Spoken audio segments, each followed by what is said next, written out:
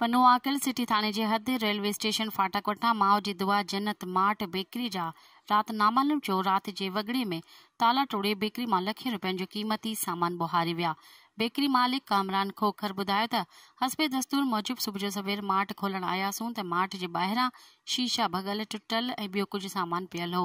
जीअं शटर खोले अंदर सामान संभालियोसीं त केतिरो ई सामान चोरी थियल हो, जंहिंजो काथो लॻायोसीं त अटकल 12 खां 15 लख जो सामान चोरी थियल आहे।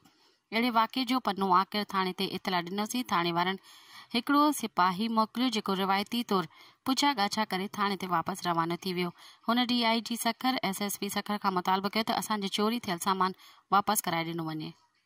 मज़ीद ख़बरनि ऐं तफ़सीलात लाइ विज़िट कयो असांजी वेबसाइट www.awamiNewsHD.com ऐं ॾिसंदा रहो अवामी न्यूज़ HD।